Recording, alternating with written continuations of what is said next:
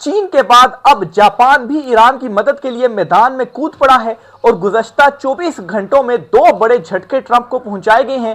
पहला झटका चीन की जानिब से और अब दूसरा जो झटका है वो जापान की जानिब से है। यूएई ने भी ईरान के सामने सरेंडर कर दिया है और अब बाकायदा तौर पर यूएई अमेरिका को ब्लैकमेल करके डॉलर्स निकलवाने के चक्रों में है। यूएई अमेरिका को यह कह रहा है कि हमें डॉलर दो वरना हम चीनी बेल्ट में चले जाएंगे, युआन में जो तिजारत है वो शुरू कर देंगे और आपके जो अड्डे हैं वो भी खत्म कर देंगे। तफसीलात क्या हैं आपके साथ शेयर करेंगे जी। दूसरी तरफ अबनाए हरम से भी आपको लेटेस्ट अपडेट बताएंगे कि रात गए एक ईरानी जो कमर्शियल जहाज था, इसे अमेरिकाई जो बहरिया थी उसने अपने कब्जे में लिया, लेकिन उसके बाद ईरान ने जवाबी जो कार्रवाई है वो की और ड्रोन्स की जो बारिश है वो अबनाए हरम में मौजूद जो अमरीकी बहरिया है उस पर कर दिए हैं। तफसीलात क्या है ये भी आपके साथ शेयर करूंगा। इस्लामाबाद टॉक्स के हवाले से भी एक इंपॉर्टेंट खबर आपके साथ शेयर करनी है। ईरानी वज़ीर खारजा जो है उन्होंने बहुत ही इंपॉर्टेंट जो स्टेटमेंट है वो दे दी है और इस स्टेटमेंट के बाद मैं समझता हूं कि 90 से 95% जो चांसेस हैं वो ये हैं कि जो टॉक्स हैं वो इस्लामाबाद में नहीं होंगी। मामला क्या है तफसीलात इस हवाले से भी आपके साथ शेयर करूंगा। सबसे पहले पहली बड़ी ब्रेकिंग न्यूज की जानिब नाज़रीन बढ़ते हैं और खबर यह है कि चीन के बाद अब जापान ने भी ईरान की एक बड़ी जो मदद है वो कर दी है, जिससे अमेरिका को बड़ा झटका पहुंचा है और गुज़श्ता 24 घंटे में यह दूसरा बड़ा माशी झटका है जो ट्रंप को दिया गया है। सबसे पहले चीन ने तकरीबन 9 अरब जो ट्रेजरी बॉन्ड्स थे वो डंप किए थे और अब जापान ने भी 2.86 बिलियन डॉलर्स जो हैं वो डंप कर दिए हैं मार्केट में और इनके डंप करने से ये जो ट्रेजरी बॉन्ड्स हैं अमेरिका की मायशत को एक बहुत बड़ा झटका पहुंचा है। आपको याद करवाता चलूं कि जंग के बिल्कुल बीचों बीच ये झटके पहुंचाए गए हैं और जिस मुल्क की मायशत ठीक ना हो, जिस मुल्क की जो मायशत है वो नुकसान में जाए, जिस मुल्क में महंगाई हो, तो जाहिर सी बात है उस मुल्क के लिए जंग लड़ना बहुत ज्यादा मुश्किल हो जाता है। और ये भी एक टैक्टिक्स होती हैं कि आप मैदान में तो नहीं लड़ रहे लेकिन दूसरी तरफ माशी झटके आप देकर दबाव जरूर बढ़ा रहे हैं अमेरिका के ऊपर। अब नाज़रीन ये जो ट्रेजरी बॉन्ड्स हैं 2.86 बिलियन डॉलर्स जो कि जापान ने डंप किए हैं मार्केट में, इससे क्या होगा? नंबर 1 तो इससे ये होगा कि जो हुकूमती कर्जे हैं जो कि अमेरिका ने लिए हुए हैं ये कर्जे महंगे होंगे, यानी कि इस पर जो रिटर्न अमेरिका ने देना है वो अब मजीद ज्यादा देना पड़ेगा। ना सिर्फ इतना बल्कि इससे अवाम पर जो महंगाई का बोझ है वो भी डलेगा, चीजें जो है वो महंगी होंगी और ये तकरीबन इससे 3-4 गुना ज्यादा जो अमाउंट है जो ट्रेजरी बॉन्ड्स हैं वो चीन ने मार्केट में डंप किए हैं कल। और फिर इसी तरह से डॉलर की जो कदर है वो भी इन ममालिक में कम होगी और डॉलर की कदर कम होने से भी अमेरिका को जो झटका है वो पहुंचेगा। फिर नाज़रीन इंपॉर्टेंट चीज ये कि जो स्टॉक मार्केट है उसमें भी जो बेयकीनी की बेचैनी की जो कैफियत है वो पैदा हो जाती है। तो यूं चीन और जापान बराह रास्त मैदान में आए बगैर ही अमेरिका के साथ ये जो बड़ा धमाका है अमेरिका पर वो उन्होंने किया है और ईरान की एक जो बड़ी मदद है वो इन दोनों ममालिक की जानिब से की गई है। फिर इसके साथ ही सिर्फ ये दो ममालिक नहीं बल्कि यूएई ने भी एक बहुत ही इंपॉर्टेंट जो स्टेप है वो उठा लिया है। यूएई ने क्या किया है जी? यूएई की जानिब से एक इंपॉर्टेंट जो स्टेटमेंट है वो सामने आती है, एक इंपॉर्टेंट जो खबर है वो सामने आती है और इस खबर के मुताबिक यूएई अब अमेरिका से ये कह रहा है कि उनके पास जो डॉलर का स्टॉक है वो खत्म होता जा रहा है और अगर आपने हमें डॉलर ना दिए तो फिर उसके बाद हम जो भी तिजारत कर रहे हैं ये सारी जो तिजारत है वो हमें युआन में मजबूरन करनी पड़ेगी। अब नाज़रीन ये एक मैसेज तो कन्वे कर दिया गया है यूएई की जानिब से, लेकिन इस मैसेज का मतलब क्या है, इस मैसेज के पीछे छुपा हुआ मकसद क्या है? असल में इसका मकसद और इसका मतलब ये है कि यूएई एक तो सरेंडर कर रहा है ईरान के सामने क्योंकि उसे मालूम हो गया है कि अमेरिका हमें प्रोटेक्ट नहीं कर पाया, वो हमें डिफेंड नहीं कर पाया, तो अब हमें इसलिए अमेरिका की कोई जरूरत तो है ही नहीं। अमेरिका की हमें सिर्फ इसलिए जरूरत थी ताकि अमेरिका हमें प्रोटेक्ट कर सके, हमें डिफेंड कर सके। लेकिन ईरान जंग के दौरान हमने ये देख लिया कि अमेरिका मुकम्मल तौर पर इसमें नाकाम हुआ है और अब तो सुपर पावर का जो स्टेटस है वो भी छिनने जा रहा है अमेरिका से। और हमारे लिए इंपॉर्टेंट ये है कि इस खित्ते में हम ईरान के साथ अच्छे ताल्लुकात रखें, क्योंकि अगर ईरान के साथ हमारे अच्छे ताल्लुकात रहते हैं तो अबनाए हरम्स का जो रास्ता है वो तब ही हम यूज कर सकते हैं और ज्यादा से ज्यादा जो फायदा है वो उठा सकते हैं। और अगर हम इस जंग में आगे जाते हैं तो अभी तक जितना हमारा नुकसान हो चुका है इससे भी डबल नुकसान हमारा होगा और अभी तक का जो नुकसान है वो नाकाबिले तलाफी नुकसान है, क्योंकि हमारी तो टूरिज्म खत्म हो गई, जो हमारा एक इमेज था दुनिया में कि सेफेस्ट मुल्क है, वो इमेज हमारा बर्बाद हो गया। लोग इन्वेस्टमेंट्स जो है वो निकाल रहे हैं। तो अब जाहिर सी बात है अमेरिका को डायरेक्ट तो हम नहीं कह सकते, तो इसलिए ये एक जो तरीका है गालबन वो अपनाया गया कि हमें जो डॉलर्स हैं वो दिए जाए। अब जाहिर सी बात है अमेरिका डॉलर्स कहां से देगा, वो तो एक जंग की सूरत हाल में है, और दूसरा अपना वो डिफेंड कर रहा है, पैसा सारा वहां पर लगा रहा है, मुल्क में उसके महंगाई हो रही है, अवाम उसके खिलाफ है, ऊपर से चीन और जापान जो है वो ऐसे माशी झटके, माशी जो बम है वो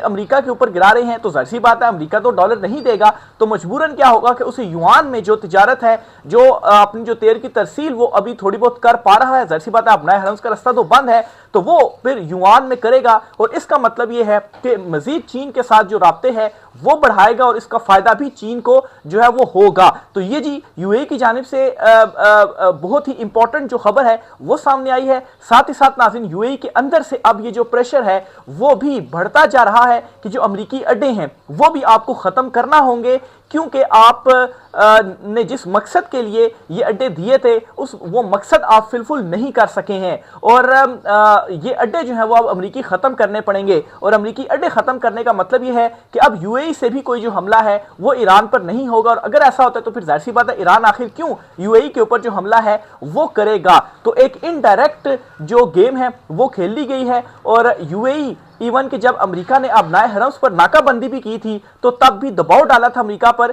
कि आप ये जो अपनाए हरम्स का रास्ता है इसे आप खोलें, आपने इसके ऊपर जो नाकाबंदी की है वो आपको नहीं करनी चाहिए, क्योंकि इससे ठीक है ईरान को तो आप प्रेशराइज कर रहे हैं, लेकिन साथ ही साथ में हमारा जो बटा है वो भी आप मजीद बिठा रहे हैं। ऑलरेडी इस वक्त यूएई की सूरत हाल ये है कि बड़ी बड़ी इन्वेस्टमेंट्स वहां से निकल रहे हैं, होटल्स जो हैं वो बंद होते जा रहे हैं, टूरिज्म उनकी खत्म ऐसे हो रही है कि कौन जो एतमाद है वो करेगा। उनकी जो एक इमेज थी दुबई की, यूएई की पूरी दुनिया में कि ये सेफेस्ट मुल्क है, यहां पर जो इन्वेस्टमेंट्स हैं वो की जाएं, तो अब लोग कैसे उसके ऊपर एतमाद करके और दुबई में जाएंगे और वहां पर बिजनेसेस और इन्वेस्टमेंट्स जो हैं वो करेंगे। तो इसलिए जी ये एक यूएई की जानिब से जो स्टेप है वो उठाया गया कि डॉलर्स आप मांगे अमेरिका से, डॉलर देगा नहीं तो फिर उसके नतीजे में आप यही करेंगे, अड्डे भी फारिग करेंगे और युआन में जो आप तिजारत है वो करेंगे, और यूं जो एक पेट्रो डॉलर की एक जो मोनोपोली थी उससे खत्म करने का भी जो आगाज है वो हो चुका है। पेट्रो डॉलर का जो सवाल है वो भी शुरू हो चुका है। ऑलरेडी रूस और चीन ने ये किया है कि उन्होंने ये मुआहदा कर लिया है, ये डिसाइड कर लिया है कि हम अपनी तमाम तर जो तिजारत है वो अब डॉलर्स में नहीं करेंगे। फिर इसके अलावा खित्ते के और भी बहुत सारे ममालिक हैं जो चीन के साथ जब तिजारत करते हैं तो युआन में करते हैं, डॉलर्स में नहीं करते हैं। और ईरान तो वैसे ही जो तिजारत कर रहा है, जो तरसील कर रहा है तेल की, वो सारी की सारी जो चीनी करेंसी है युआन उन्हीं में ही कर रहा है। ऊपर से जो जापान है वो भी इस सूरत हाल में सामने आ गया है और उन्होंने भी ये जो ट्रेजरी बॉन्ड्स हैं वो डंप कर दिए हैं, जिसने एक और बड़ा जो झटका है वो अमेरिकी माशत को पहुंचाया है। और अब यूएई की जानिब से ये ऐलान सामने आना कि हमें डॉलर्स दो, अदरवाइज हम युआन के अंदर जो तिजारत है वो शुरू कर देंगे, तो ये भी पेट्रो डॉलर का जो सवाल है उसका आगाज हो गया है। बिलाशुबा इस सवाल को जाहिर सी बात है फौरी तौर पर तो चीजें नहीं होंगी, ऑब्वियसली जो टाइम है, जो वक्त है वो तो जरूर लगता है, हो सकता है कुछ अरसा मजीद लग जाए, लेकिन आप मेरे ये अल्फाज याद रखिएगा कि पेट्रो डॉलर्स की जो ये मोनोपोली है इसके सवाल का जो आगाज है वो हो चुका है। फिर इसके साथ ही जी अब नए हरम से भी आपको एक बड़ी डेवलपमेंट आपके साथ शेयर करता चलूं जी। हुआ ये कि रात गए ईरान का जो एक कमर्शियल जहाज था वो जहाज अमेरिका की जानिब से अपने कब्जे में लिया गया। हुआ कुछ यूं कि वो जो कमर्शियल जहाज था वो अब नए हरम से उसने गुजरने की कोशिश की, ईरानी साइड से तो वो क्लियर हो गया, लेकिन उसके बाद जब वो अमेरिकी नाकाबंदी के करीब पहुंचा तो फिर उसके बाद अमेरिका ने उसे अपने कब्जे में ले लिया, उस पर इवन के फायर जो है वो भी किए। और अमेरिका ने ये कहा जी कि हमने उसे अपने कब्जे में इसलिए लिया कि हमारी जो नाकाबंदी है वहां से उसने गुजरने की, उसे तोड़ने की जो कोशिश है वो की। तो ये अमेरिका की तरफ से जो मौकिफ था वो सामने आया, लेकिन फिर उसके बाद ईरान की जानिब से भी क्लियर मैसेज भी दिया गया और इसका जो रद्द अमल है, इसका जो जवाब है वो भी दिया गया। और इसके जवाब में ईरान ने क्या किया है जी कि ड्रोन्स की जो बारिश है वो अमेरिकी जो बहरी जहाज हैं उनके ऊपर कर दी है। और यूं स्टेट ऑफ हॉर्मुज़ अब नए हरम्स जो है उस पर एक जो जंग है वो इस वक्त छिड़ चुकी है। जाहिर सी बात है दूसरी तरफ जो मुज़ाकरात होना थे इस्लामाबाद में, इसके लिए बताया तो भी यही जा रहा है कि एडवांस वफ्त आ चुका है अमेरिका का, इवन के एडवांस ईरानी वफ्त के हवाले से भी बताया जा रहा है कि वो भी आ गया है। लेकिन नाज़रीन दूसरी तरफ जो सारी सूरत हाल है, अगर हम फैक्ट्स को देखें तो बिल्कुल ऐसा लग नहीं रहा कि अब कोई जो मुज़ाकरात हैं वो शायद हो पाए इस्लामाबाद में, और जो चांसेस कल तक 90% थे वो 95% हो गए हैं कि मुज़ाकरात अब नहीं हो पाएंगे, क्योंकि कल भी ईरानी जो एक सरकारी न्यूज़ एजेंसी है उसकी जानिब से ये खबर सामने आई कि अब ईरान जो मुज़ाकरात है उनमें नहीं जाएगा। अमेरिका ने गैर हकीकी शराइत जो है वो सामने रखी हैं, मुज़ाकरात का कोई फ़ायदा नहीं है, मुआहदा अमेरिका तोड़ रहा है, तो इसलिए जी मुज़ाकरात में हम शामिल नहीं होंगे। ये कल खबर जो है वो सामने आई थी। और अब नाजरीन जो फॉरेन मिनिस्टर हैं, उनके spoke person, Iranian foreign minister spoke person जो हैं, स्पोक्समैन इस्माइल बकई, उनकी जानिब से आज अभी कुछ देर पहले ही बहुत ही इंपॉर्टेंट स्टेटमेंट जो है वो दी गई है, और वो ये कहते हैं कि हमारा कोई भी अभी तक ये प्लान नहीं है कि जो दूसरा दौर शुरू हो रहा है या दूसरा दौर जो इस्लामाबाद में होना है मुज़ाकरात का, इनमें हम शामिल हों या इनमें हम अपनी जो कोई टीम है वो भेजें। तो ये एक और दूसरा इनकार है जो गुज़श्ता 24 घंटे के अंदर ईरान की जानिब से सामने आ गया है। और अमेरिका की एडवांस टीम तो जरूर सामने आई है। कल ट्रंप ने ट्वीट में ये ऐलान किया था कि आज मंडे की शाम को जो उनकी मेन टीम है वो आएगी इस्लामाबाद, और इस मेन टीम में मैं वाज़ेह करता चलूं कि जो जेडी वैंस हैं वो शामिल नहीं होंगे, सिर्फ विक्टॉफ और जो कृष्णर हैं वो इस वफ्त में शामिल होंगे। और इन दोनों पर तो वैसे ही ईरान को अदम एतमाद है, और वो क्लियर इस हवाले से कह भी चुके हैं कि इन दोनों ने तो पहले ही जो सबसे पहले मुज़ाकरात हमारे चल रहे थे और उन मुज़ाकरात के दौरान अमेरिका ने हमला कर दिया था, उन मुज़ाकरात में भी ये संजीदा नहीं थे। हम गुफ्तगू करते थे, हमारे दरमियान चीज़ें तय होती थी, इवन के नोट्स तक ये नहीं लेते थे। और उसके बाद हमने देखा कि मुज़ाकरात के दौरान ही जो अटैक है वो ईरान के ऊपर हो गया। फिर सेकंड फेज़ के जो फर्स्ट फेज़ पाकिस्तान में हुआ, उसमें जेडी वैंस की सरबराही में जब वफ्त आया तो ईरान ने कुछ जो एक एतमाद था वो जाहिर किया कि ठीक है जेडी वैंस है तो हम जाते हैं। लेकिन उन मुज़ाकरात के बाद फिर ईरान की जानिब से ये बता दिया गया, ये क्लियर स्टेटमेंट्स जो है वो सामने आ गई हैं कि ये तो ऐसी शराइत हमारे सामने रख रहे हैं जो काबिल कबूल ही हमारे लिए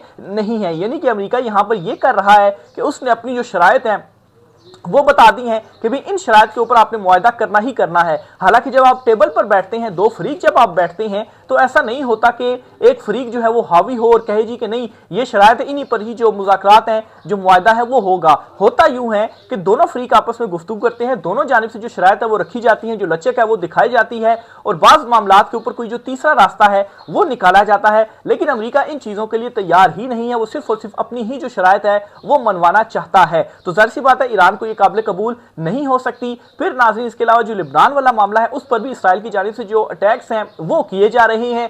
तो ईरान की सबसे जो बड़ी शर्त थी लिबनान के हवाले से वो यही थी कि वहां पर भी जो सीज फायर है वो होगा, वहां पर भी जो जंग बंदी है वो होगी, लेकिन वो भी अब देखने को नहीं मिल रही है। तो इसलिए जी ये जो सारे फैक्ट्स हैं, जो स्टेटमेंट सामने आ रही हैं, इसकी बुनियाद पर मैं ये कह रहा हूं कि 90 से 95% तो अब चांसेस यही हैं कि मुज़ाकरात नहीं होंगे। लेकिन दूसरी तरफ अगर हम इस्लामाबाद में तैयारियां देखते हैं, सिक्योरिटी को देखते हैं और अमेरिकी वफ्द को देख रहे हैं, खबरें आ रही हैं कि ईरानी जो एडवांस वफ्द है वो भी पहुंच चुका है, तो इस बुनियाद पर मैं 5% जरूर ये चांस जो है वो रख रहा हूं कि 5% फिर भी उम्मीद है कि हो सकता है कि कोई जो मुज़ाकरात हैं, टॉक्स हैं वो हो जाएं। लेकिन उम्मीद कम ही है कि ये जो टॉक्स हैं वो ये जो सेकंड फेज है ये कामयाब हो, क्योंकि आप देखें जिस तरह से ईरान का कमर्शियल जहाज अमेरिका ने अपने कब्जे में लिया, फिर उसके बाद ईरान की जानिब से जो ड्रोन्स हैं वो मारे गए हैं, और फिर उसके बाद जापान और चीन के बाद जो जापान है वो भी मैदान में आ गया। बल्कि चीनी जो वज़ीर ख़ारजा हैं उन्होंने भी जो रात के जो जहाज कब्जे में लिया गया अमेरिकी बहरिया की जानिब से